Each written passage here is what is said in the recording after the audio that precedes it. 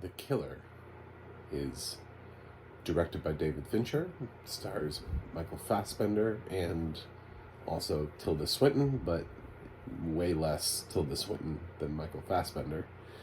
It's written by Andrew Kevin Walker, who also wrote the screenplay to Seven, so this is a reteam for David Fincher. And this movie is currently available on Netflix with audio description by International Digital Center, written by Liz Gutman and voiced by Jamie Lemchak. So, what did I think of The Killer? Why don't you click subscribe and find out? No, I'm just kidding. I'll tell you right now. So, The Killer is mostly about Michael Fassbender's titular, unnamed character who ends up in a job that doesn't quite go as planned, which sets a chain reaction going forward that he has to sort of play out in a way that would lean favorably for him. That's the best way I can describe it without any spoilers. So that's really what the film is about.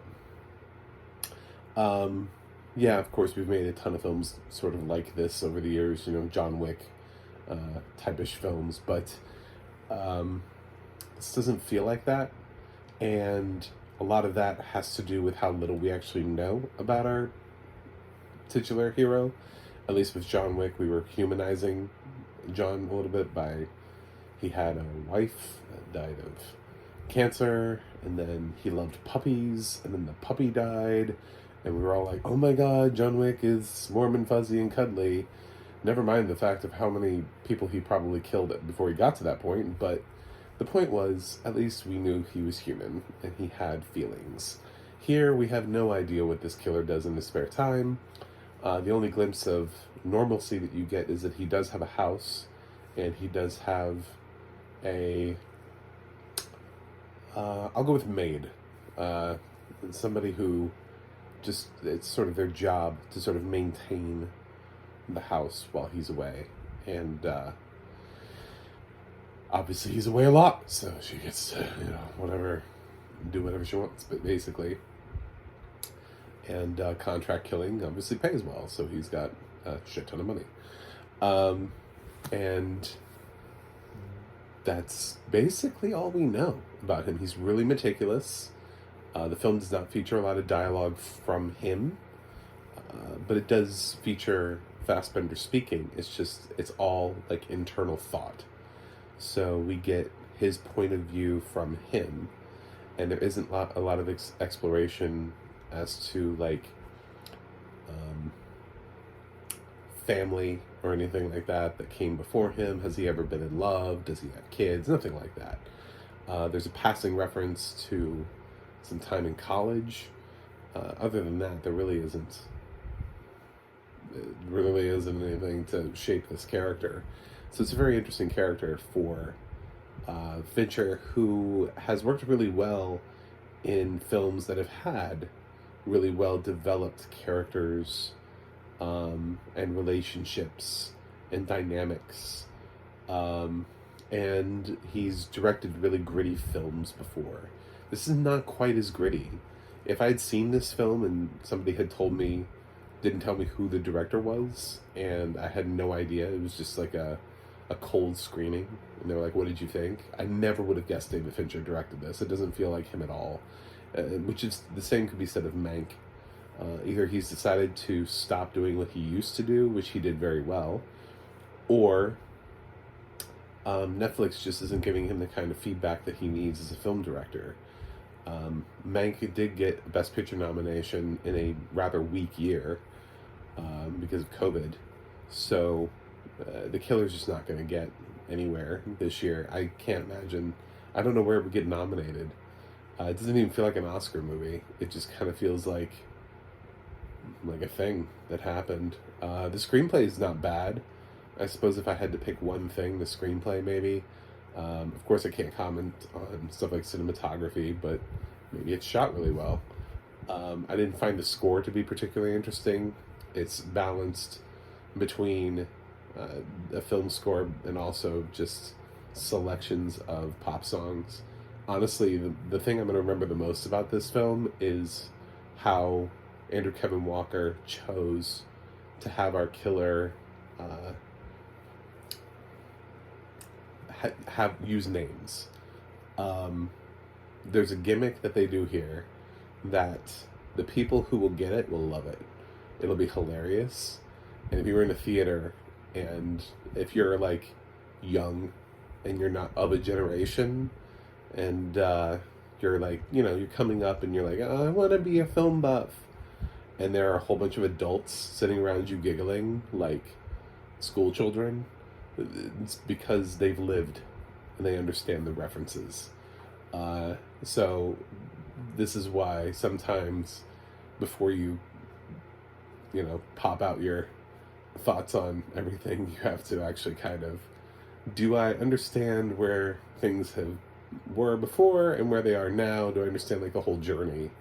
And definitely some jokes that reveal that David Fincher is not a child. He's been around for a while, and he makes some solid references here. Andrew Kevin Walker, I should say, since he wrote the screenplay. But David Fincher also allowed it, so and clearly thought it was brilliant, and it is. It's the thing I'll remember the most out of this film.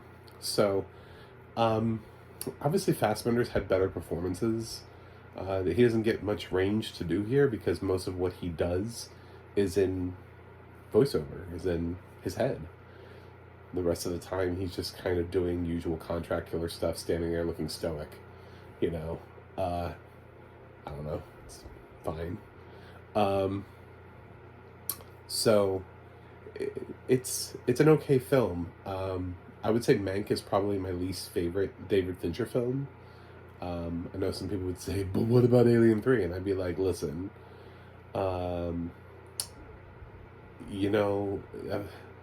I don't think Alien 3, I at least think Alien 3 has some interesting stuff happening in it. I don't think it's that bad, but Mank it doesn't really do anything for me. Once you get past the stylistic choices that he made on how to shoot the film, I didn't think there was anything interesting about the film. So, and now he's on Netflix following that up with The Killer, which I think probably he could have gotten some feedback on. I don't think anybody's going to say this is their favorite David Fincher film, ever, unless it's the only David Fincher film you've ever seen. So, it's tough. But I thought it was fairly entertaining, but when you think about the potential that David Fincher has, when you look at his filmography, and you put it up against all of the films sort of before he got a Netflix deal, it gets really depressing to think about what he used to be able to achieve to what he's achieving now. I don't think Netflix is doing any good for him, and I could say that about a lot of people who have Netflix deals. I wish Netflix would make less original content and just allow them to pick up films instead, because either they don't give any feedback or oversight, they don't have test screenings or audiences, or they just, I don't know, I guess just nobody really cares. They just kind of put out films. So, yeah, it would be nice to actually see some evolution in the quality of films that they're making instead of buying every year. So that's The Killer. Tilda Swinton is pretty good in it. Push came to shove, if I saw a Tilda Swinton nomination somewhere, I would understand it for supporting actress. But if we're being honest, it's Tilda Swinton. So this was, she kind of phoned this in. She's had much more dynamic and interesting performances before. She's one of those people who's just like always good, and she's just given really great dialogue from Andrew Kevin Walker. That's why I say, if I had to pick the star of the film, it's probably the screenplay by Andrew Kevin Walker, more so than anything else. But still, there's something about the overall film and being a little bit disconnected to our character, not really knowing anything about him, that I think doesn't work in the film's favor.